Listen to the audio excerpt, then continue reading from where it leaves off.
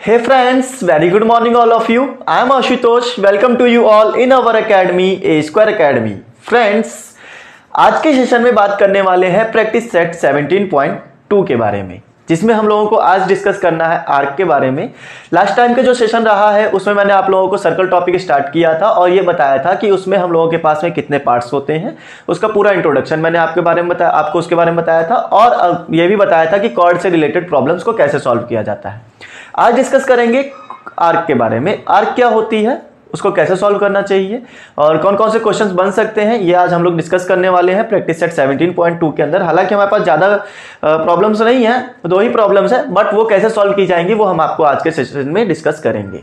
तो चलिए शुरुआत करते हैं सेशन की। सेशन को शुरुआत करने से पहले मेरे जितने भी नए स्टूडेंट जुड़े हैं ना आज मेरे साथ में, चैनल को सब्सक्राइब करके रखें दोस्तों और सेशन को एक बार शेयर कर दें। चलिए तो शुरुआत करेंगे हम लोग सेशन में कि हमारे पास में कॉर्ड क्या होता है और कॉर्ड को कैसे रीड करना चाहिए। दोस्तों कॉर्ड होता क्या है पहले तो ये आप जान लो, कॉर्ड दिखता कैसा है, होती क्या चीज है, राइट। तो अगर मैंने आपको लास्ट टाइम में ये सिखाया हो कि जब भी एक आपके पास में सर्कल होता है, ये आपके पास में एक सर्कल है, उसमें एक सेंटर मिलता है आपको, राइट। सेंटर के साथ साथ रेडियस, सर्कमफेरेंस, एरिया और क्या चीजें बताई थी मैंने आपको, एरिया और एरिया का फॉर्मूला, सर्कमफेरेंस का फॉर्मूला और साथ ही साथ कॉर्ड भी बताया था। मैंने ये भी सिखाया था कि ये जो कॉर्ड होता है ना, ये कॉर्ड, ये एक ऊपर वाला पार्ट और नीचे वाला पार्ट, 2 पार्ट्स में डिवाइड कर देता है किसको, सर्कल को। तो आपको यहाँ पे देखने को मिलेगा कि भाई यहाँ पे 2 पार्ट हो गए हैं, जिसमें से आप बड़े वाले पार्ट को मेजर पार्ट और छोटे वाले पार्ट को माइनर पार्ट बोलते हो। इसी तरह से हमारे पास में 2 कॉर्ड भी आती हैं। कौन सी कॉर्ड होंगी, एक मेजर कॉर्ड होगी और एक माइनर कॉर्ड होगी। जो मेजर पार्ट का सर्कल है वो मेजर कॉर्ड बनाएगा और जो माइनर पार्ट का सर्कल है वो माइनर कॉर्ड बनाएगा। अगर मैं आपको बोलूं कि ये AB क्या है तो बहुत से बच्चों का आंसर होगा AB इज द कॉर्ड। क्या है वो, कॉर्ड है। अच्छा हाँ, मैं इतनी देर से कॉर्ड बता रहा था, मैं आर्क की बात कर रहा हूं। तो ये जो मेरा यहां से मान लो A से लेकर X तक गए, X से लेकर B तक गए, ये जो आपने एक चाल चली है ना स्टूडेंट्स, ये आपका क्या है, आर्क है। यही आपका आर्क है, यही पढ़ाना है कि कॉर्ड के जरिए जो आर्क बनती है। एक्चुअली में मैं शायद इतनी देर से आर्क को नहीं, कॉर्ड का नाम ले रहा था। एक्चुअली वो आर्क पढ़ाना है कि आर्क क्या चीज होती है। आर्क में कितने टाइप के आर्क होते हैं, 2 टाइप के आर्क आएंगे। एक तो आएगा ये जो नीचे से आप गए हो ना, तो आप इसको AXB लिखोगे। क्या लिखोगे, आर्क AXB आप लिख सकते हो। अच्छा, इसी कॉर्ड की हेल्प से हमारे पास में एक और ऊपर वाला पार्ट टूटा था जिसको मैंने Z बोल दिया। अब आप कहोगे कि सर AZB भी हो सकता है, AZB ये भी मेरा एक आर्क बन सकता है। तो एक आर्क ऊपर वाला, आर्क को दरअसल चाप बोलते हैं, जो आप कंपास से छोटा सा चाप नहीं लगाते हो, ये वही चीज है। तो यहां पर आप देखोगे एक आर्क ऊपर मिल गया AZB और एक नीचे मिल गया AXB। This is your arcs, right. अब इन आर्क का काम क्या है सर, जरा इसके बारे में बताया जाए। ये आर्क और क्या क्या चीज रिलेट कर सकते हैं। दोस्तों यहां जरा आप बातों को समझना। मैंने तो ये ऐसे बना दिया, ठीक है। अगर आपके पास में ऐसे दे दिया जाए, ये देखो, एक यहां से डाल दिया, एक यहां पर डाल दिया, एक यहां पर डाल दिया, तो आप अगर देखोगे तो ये ना कुछ आर्क टूटे हुए हैं, ठीक है, कुछ आर्क टूट गए हैं। अगर आपको ध्यान से दिखाया जाए ABCDE और F, तो आप कह सकते हो ना A से लेकर B तक एक आर्क जा रहा है, A से लेकर B तक एक आर्क जा रहा है।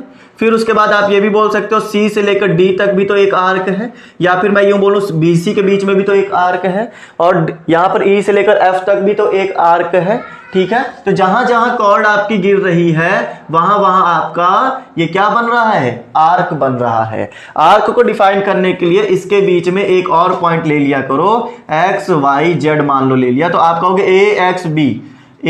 AXB ये मेरा एक आर्क का नाम दे दिया।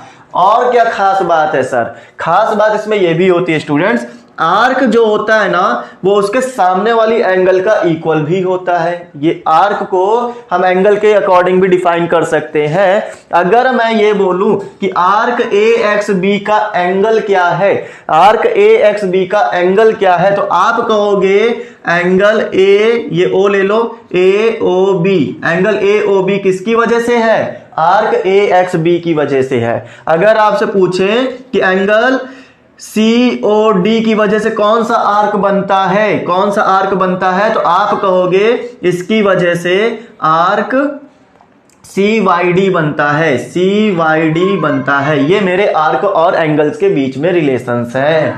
क्या ये बात समझ में आती है? और साथ ही साथ ये भी आपको ध्यान रखना चाहिए कि ये जो एंगल बना है वो किसकी वजह से बना है, कौन सी कॉर्ड की वजह से बना है। तो कॉर्ड क्या होता है, CD आएगी, कॉर्ड लेंथ ऑफ CD जो होगी वो कॉर्ड आएगी। ये AOB किसकी वजह से बना था, ये AB वाली कॉर्ड की वजह से बना था। मतलब इसमें जो कॉर्ड आएगी वो मेरी लेंथ AB आएगी। मतलब आपको ना यहाँ तीन चीजें ध्यान रखनी होती हैं स्टूडेंट्स, कि एक तो कॉर्ड, कॉर्ड के जरिए बना हुआ एक आर्क, और आर्क के सामने वाला एक एंगल, ये तीनों चीजें आपस में कोरिलेट करती हैं, एक दूसरे से संबंध रखती हैं। अगर मैं ये बोल देता कि ये है 50 डिग्री का और ये भी है 50 डिग्री का, तो आप ये भी बोल सकते थे कि सर अब यहां पर एंगल क्या हो गए, सेम हो गए। इस वाली कॉर्ड में, इस वाली आर्क में ये जो इसका एंगल है ना वो 50 डिग्री का है, इसमें भी हमारा 50 डिग्री का है। इसका मतलब जब एंगल हमारे कॉरेस्पॉन्डिंग एंगल हमारे सेम है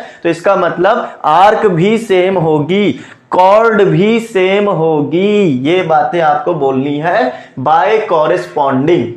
बात समझ में आ रही है कि नहीं? कॉरेस्पॉन्डिंग का मतलब जहां पर एंगल मिल रहा है वहां पर एंगल, जहां पर आर्क मिल रहा है वो आर्क, और जो हमारी कॉर्ड मिल रही है वो कॉर्ड। ये सब के सब कॉरेस्पॉन्डिंग बाय थ्योरम आपकी प्रूफ होती है कि सब की सब कॉरेस्पॉन्डिंग होंगी, कॉन्ग्रुएंट होंगी, इक्वल होंगी। क्या ये बात क्लियर है? एक ही चीज के कई सारे नाम हैं, कॉरेस्पॉन्डिंग, कॉन्ग्रुएंट, इक्वल, ये सब लगभग एक ही पैटर्न पर काम करने वाले लोग हैं। क्लियर?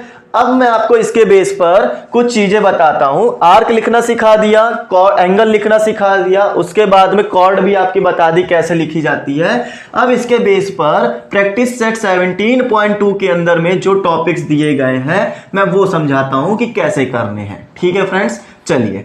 तो आपको यहां पे जो क्वेश्चन नंबर 1 दिया जा रहा है उसके बारे में जरा डिस्कस कर लो। The diameter PQ and RS of the circle with centre C।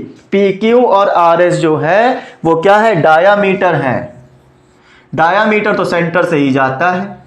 और खास बात यह है कि इन्होंने क्या बोला है कि जो PQ और RS है ना ये हमारे लिए परपेंडिकुलर है, एक दूसरे के लिए perpendicular to each other at C point पर। तो C पॉइंट पर ये परपेंडिकुलर है, ऊपर वाला PQ है और ये वाला R और S है। Right students? फिर इन्होंने बोला कि एक स्टेटमेंट देना है आपको, why arc PS and arc SQ are congruent. Arc PS मतलब ये वाली जो है वो हमारा SQ का इक्वल है। क्यों, पहले तो ये बता दो। ठीक है, अच्छा ठीक है। फिर उसके बाद ये भी बताना है आर कॉन्ग्रुएंट मतलब कॉन्ग्रुएंट इक्वल क्यों है ये बता दो। Right the other arcs which are congruent to arc PS।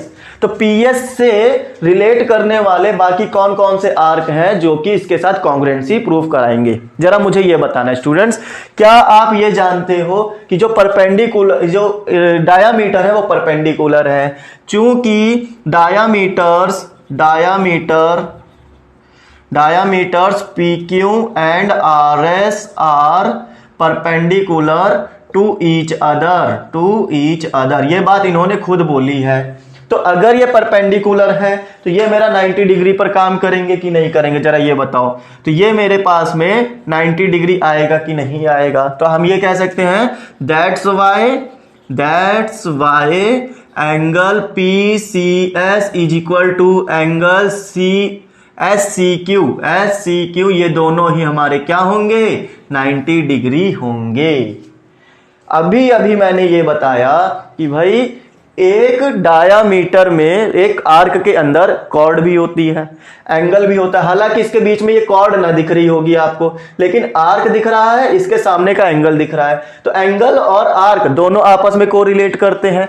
अगर ये 90 डिग्री का है एंगल, ये कितने डिग्री का है एंगल 90 डिग्री का, और नीचे वाला भी हमारा 90 डिग्री का है, तो इसके सामने वाला आर्क ये और इसके सामने वाला आर्क ये, जब एंगल सेम है तो क्या आर्क सेम नहीं होंगे? जरा बताओ। इतनी देर से पहले, इससे पहले जो थ्योरी बता रहा था उसमें यही तो समझाया था, यही तो चिल्ला चिल्ला बताया था कि आपको यहां पर कॉर्ड, एंगल और आर्क तीनों एक दूसरे के साथ कोरिलेशन रखते हैं। अगर इसका एंगल इस वाले एंगल का इक्वल है तो इसका कॉर्ड भी इस वाले कॉर्ड का इक्वल होगा बाय कॉरेस्पॉन्डिंग। तो इसी तरह से मैं ये लिख सकता हूं, सो आर्क पीसीएस का आर्क क्या होगा? पीसीएस का आर्क जो होगा वो होगा आर्क पीएस। ठीक है, एंगल इक्वल हो गया तो इसकी जगह पर ये आर्क और इसकी जगह पर इसका वाला आर्क रख दो, तो मतलब यहां पर हम ये लिख सकते हैं एस क्यू। तो आर्क एस क्यू इक्वल है। बताओ ये बात क्लियर? तो इसके आगे हम लोग ये लिख सकते हैं, कैसे? ये इक्वल आ गए क्योंकि एंगल इक्वल है। फिर उसके आगे हम ये बता सकते हैं जब इक्वल है तो भाई कॉन्ग्रुएंट अपने आप हो जाएंगे। So now arc PS is congruent to arc S Q. किससे? By corresponding, by corresponding. तो आप पूछोगे सर ऊपर और नीचे वाले में फर्क क्या है? बड़ा फर्क ये है, ये कॉन्ग्रुएंसी का साइन होता है। कॉन्ग्रुएंसी का साइन ऐसे लगाया जाता है, कॉन्ग्रुएंट दिखाने के लिए हमने इसका यूज किया है। बताओ ये बात क्लियर? इतनी बात समझ में आती है कि नहीं, मुझे ये बताओ जरा। ठीक है, तो आर्क इक्वल इसीलिए ये कॉन्ग्रुएंट आ गए, एंगल इक्वल इसलिए आर्क इक्वल तो ये कॉन्ग्रुएंट है हमारे। ठीक है, अब ये बताना था कि स्टेटमेंट दे दिया ना, ये क्यों है हमारे पास में, पूरी चीज प्रूफ करके दिखा दी। अब ये बताना है कि वाई, अच्छा राइट द अदर आर्क्स, बाकी आर्क बताओ जो पीएस का कॉन्ग्रुएंट होंगे, पीएस के कॉन्ग्रुएंट होंगे वो आर्क। तो देखो भाई पीएस का पास में 90 डिग्री का एंगल है, तो जो जो एंगल 90 डिग्री के होंगे उनसे बनने वाले आर्क भी हमारे पीएस वाले आर्क एंगल का इक्वल होंगे। ठीक है, अब देखो इसके आगे मैं आगे लेता हूं, बेकार में ही वो मिटा दिया मैंने। अभी यहां लिखा था ना स्टूडेंट, एक स्टेटमेंट लिखा था, कौन सा स्टेटमेंट था? Since diameters are perpendicular to each other, वो आपको फिर से यहां लिखना है। और फिर आप यहां क्या बताओगे? So angle P C S is equal to angle R C P is equal to angle Q C R is equal to angle PQS, PCS। क्या इतनी बात में कोई दिक्कत है? बताओ। PCS is equal to 90 degree, क्योंकि ये सबके सब कॉरेस्पॉन्डिंग है, सॉरी परपेंडिकुलर है, तो परपेंडिकुलर है तो 90 डिग्री बनाएंगे। तो मैंने वही बात तो यहां लिखी है कि भाई देखो ये वाला PCR जो है, PCR कहां लिखा? ये लिखा, RCP लिखा, RCP। तो ये एंगल PCS वाला एंगल, PCS वाला एंगल, उसके बाद में QCR वाला एंगल, QCR ये वाला एंगल, एक एंगल, दो एंगल, तीन एंगल, SCQ वाला एंगल। अच्छा ये दो बार लिख दिया, SCQ वाला एंगल, ये सब के सब हमारे क्या है? 90 डिग्री है। अब क्योंकि ये 90 डिग्री है तो इसीलिए हमारे पास में इनके सामने वाले जो आर्क होंगे वो भी इक्वल होने चाहिए। तो PCS का कौन सा आर्क है? PCS ये वाला आर्क है ना, आर्क PS है, ये इक्वल होगा RCP वाले आर्क का। RCP इसके सामने ये है PR वाला, तो आर्क PR का इक्वल होगा। और किसका इक्वल होगा? QCR का। QCR तो इसका है QR, तो हमने लिख दिया आर्क QR। और ये भी हमारा इक्वल है किसका? SCQ का, जो कि अभी प्रूफ करके आए हैं PS वाला, तो हमने लिख दिया आर्क PS। तो आगे आप ये आराम से लिख सकते हो, ये सब के सब कॉन्ग्रुएंट होंगे। Now arc PS is congruent to arc PR is congruent to arc QR is congruent to arc PS। बताइए ये बात क्लियर? ये ए है स्टूडेंट्स, राइट। तो मेरे पास में इस जरिए से पता चल जाता है। और इसके आगे आप क्या लिखोगे, बाय कॉरेस्पॉन्डिंग। ये सब कॉरेस्पॉन्डिंग के थ्रू हमने लिखा है, तो इस तरह से पता चल गया कि भाई ये एंगल्स इक्वल, तो इनके सामने वाले आर्क भी अपने आप इक्वल बाय कॉरेस्पॉन्डिंग। बताइए, क्लियर। फिर उसके बाद में क्वेश्चन नंबर 2 में इन्होंने हमसे क्या बोला, in the adjoining figure O is the centre of the circle. O जो है वो सेंटर ऑफ द सर्कल है, जिसमें आपको हुज डायामीटर इज mn, जिसकी डायामीटर mn है। तो आप जरा बात को समझो, यहां पर आर्क भी दे दी गई है, कॉर्ड भी दे दिए गए हैं, और साथ ही साथ एंगल भी दे दिए गए हैं। जरा ये बात मुझे सोच समझ के बताना स्टूडेंट्स, कि इन्होंने ये बोला कि एक सर्कल है, उसमें एक सेंटर है जो कि O है, फिर उसके बाद डायामीटर mn है, ठीक है। Who of the some central angles, ठीक है, जहां पे कुछ सेंट्रल एंगल्स भी हैं, are given in the figure, hence the find the following. तो नीचे वाले फॉलोइंग को फाइंड करो। पहली बात करते हैं, पहले फिगर आपको एक्सप्लेन करते हैं। यहां पर तो पहली बात तो एक वो है डायामीटर m और n, ठीक है।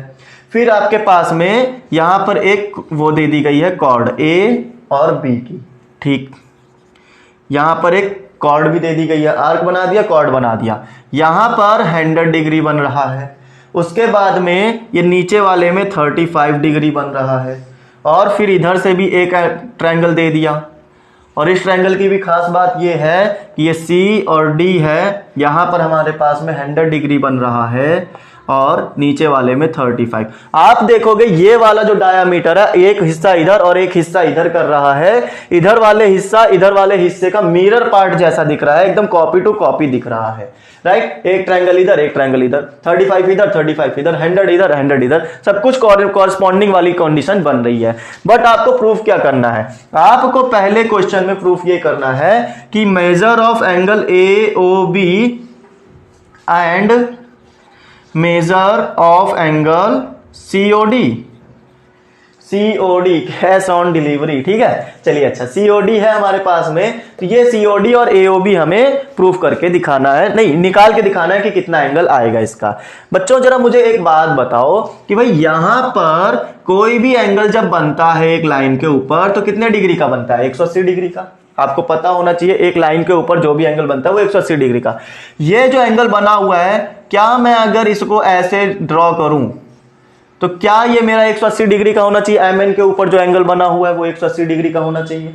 तो इस जरिए से मैं ये बोल सकता हूं ना कि सिंस, यहां पे लिख लो, since mn is a straight line. mn जो है वो एक स्ट्रेट लाइन है, स्ट्रेट लाइन। सो इसके ऊपर जितने एंगल बन रहे हैं, जरा देखो, m, ये बीच में क्या लिखा है, O लिखा है ना, MOA, angle MOA plus AOB, angle AOB plus, ये हो गया, इतना हो गया, ये हो गया। अब बचा BON, एंगल BON, ये सब मिलाकर कितना आ जाएगा, 180 डिग्री। क्योंकि यहां से लेकर यहां तक जब एंगल आप जोड़ोगे तो वो हमारा कितना आएगा, 180 डिग्री, ये वाला एंगल, ठीक है। ये एंगल हमारा 180 डिग्री का। MOA कितना, MOA ये वाला एंगल कितना है बताओ, यहां से ये हमारा 100 है, तो हमने कहा ये हो गया 100 प्लस AOB ही तो बताना है, AOB ही तो हमें फाइंड करना है। ये मेरे पास में कितना, ये हमें फाइंड करना है एंगल AOB प्लस ये BON कितना दे दिया, 35 दे दिया, तो मेरे पास में BON 35 आ जाएगा, मतलब इज इक्वल टू में 180 आ गया। ये बताओ 100 और 35 कितना हो गया, 135, उधर माइनस में भेज दो। Angle AOB is equal to 180 degree minus का 135। फिर क्या करें, ये हो गया 45, क्या बिल्कुल 45 डिग्री एंगल AOB। तो एंगल AOB मेरा कितना निकल कर आ गया, 45 डिग्री आ गया। बेटा ये बताओ मुझे कि जब यहां वाले पार्ट्स का इक्वल है, तो क्या आप सिमिलरली इसी तरह से जुगाड़ लगाकर क्या ये नहीं बता सकते कि एंगल COD वाला भी हमारे पास में 45 डिग्री ही आएगा। जब इधर के सारे पार्ट्स इक्वल है तो उधर के भी सारे पार्ट्स इक्वल होंगे कि नहीं होंगे, इससे क्या ये इसमें कोई समस्या, बताओ जरा। तो उम्मीद करता हूं ये चीज पूरी तरह से क्लियर हुई। उसके बाद में इन्होंने कहा है कि show that arc A B is congruent to arc C D. भाई देखो आर्क ए बी, ये वाला जो ए बी है ना, ये वाला, ये सी डी वाले आर्क का इक्वल है, ऐसा आपको बताना है। क्या इसमें कोई समस्या होगी आपको, जरा बताओ। जब एंगल इक्वल है तो एंगल के सामने वाला आर्क भी इक्वल होगा, राइट? एंगल इक्वल तो एंगल के सामने वाला आर्क भी इक्वल, तो करने को कुछ बचा ही नहीं है फिर तो आपके पास में। देखो एंगल तो इक्वल दिखाई दिए मैंने कि एओबी और सीओडी तो इक्वल है, फिर उसके बाद एओबी के सामने वाला आर्क एबी है और सीओडी के सामने वाला आर्क सीडी है, तो वो तो ऑटोमेटिकली इक्वल ही हो ही जाने हैं। तो दूसरे वाले में इन्होंने कहा है कि आपको ये दिखाना है कि आपके पास में, एक मिनट स्टूडेंट्स, हाँ आपके पास में ये जो चीजें दी गई है ना, so that A B arc जो है सी डी का इक्विवेलेंट है। तो हमारे पास में यहां पर arc A B is congruent to arc C D आपको दिखाना है, आर्क सी डी। ओके, तो फिर आपको ये पता है ना कि यहां पर एंगल इक्वल, तो मैंने लिखा since angle A O B is equal to angle C O D is equal to 45 degree. तो भाई एंगल इक्वल, तो इसके सामने वाला आर्क क्या है, इसके ए ओ बी के सामने वाला आर्क है ए बी, ठीक है, ये हो गया A B is equal to angle C O D, ठीक है, ये भी इक्वल हो जाएगा ऑटोमेटिकली, आपको पता होना चाहिए। इसके सामने वाला ये, इसके सामने वाला ये, यहां पर तो आर्क लिखना है यार, A R C, arc COD हमारा इक्वल हो जाएगा। फिर उसके बाद आप ये बता सकते हो सीओडी कहां जा रहा, भाई सीडी है ये तो, हाँ एंगल लिखे दे रहे हैं गलती से, सीडी इक्वल हो गया। अच्छा, इसको कॉन्ग्रुएंट बताना है, तो कॉन्ग्रुएंट कैसे होगा, बाय कॉरेस्पॉन्डिंग इक्वल हो रहा है ना, तो आप ये लिखो now arc A B is congruent to arc C D, arc C D, या फिर डीसी या फिर सी डी लिख लो, ठीक है। कैसे, ये ए बी जो है वो सी डी का कॉन्ग्रुएंट हो गया, कैसे, बाय कॉरेस्पॉन्डिंग, बाय कॉरेस्पॉन्डिंग। बताइए दोस्तों, क्लियर? उसके बाद आगे बढ़िए, show that chord is equal. अब ये बताना कॉर्ड कॉन्ग्रुएंट है, भाई मेरे ये बताओ, जब यहां पर एंगल इक्वल दिखा दिया, एंगल के साथ में आर्क इक्वल दिखा दी, तो इनसे बनने वाली कॉर्ड जो होगी ये भी तो हमारी पास क्या होगी, कॉन्ग्रुएंट ही होगी। आप यहां पे ये लिखोगे, फिर आगे तीसरे वाले क्वेश्चन में इन्होंने ये बोला है, तीसरा क्वेश्चन जो बोलते हैं, ये बोल रहे हैं कि आप कॉर्ड, हाँ chord A B is congruent to C D.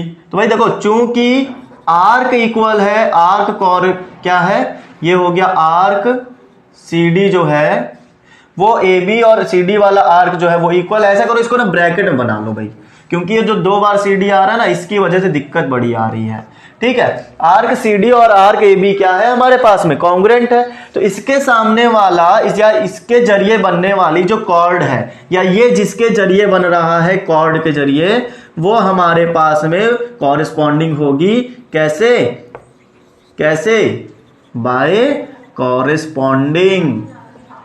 यहां भी आप बोलोगे कॉरेस्पॉन्डिंग के जरिए ही, हमने बताया कि इस वाली आर्क के जरिए ये वाली कॉर्ड, इस वाले आर्क के जरिए ये वाली कॉर्ड, दोनों आपस में क्या हो जाएंगी, कॉरेस्पॉन्डिंग हो जाएगी। देखो बच्चों, यहां पे ना मैथ का कैलकुलेशन, ये गुणा भाग नहीं है, ये आपकी ज्योमेट्री है, ये ज्योमेट्री ऐसे ही चलती है। ये प्रूफ करने वाले क्वेश्चन ये अल्फाबेट्स में ही ज्यादातर पढ़े जाते हैं। आपने देखा होगा नंबर तो आया ही नहीं सर, कहीं पर पढ़ मैथ रहे हैं, नंबर की बात ही नहीं कर रहे हैं, ये हमारी ऐसे ही चलेगी। नंबर तो पूरे बोर्ड में मुझे लगता है खाली ये और ये जो एंगल दिया गया बस इसी में है, बाकी तो सब अल्फाबेट के जरिए, इंग्लिश के जरिए हम लोग क्या पढ़ रहे हैं, मैथ पढ़ रहे हैं। तो कुल मिला के बात इतनी है कि इंग्लिश इज मैथ, ठीक है, इंग्लिश ही मैथ है हमारी, ये बात आप जान लो। तो हमने यहाँ पर जो है पूरे के पूरे 2 क्वेश्चन थे, दोनों ही सॉल्व करवा के दे दिए हैं। करने इन्हीं तरीके से, पैटर्न यही रहेगा और कुछ चेंज नहीं होगा।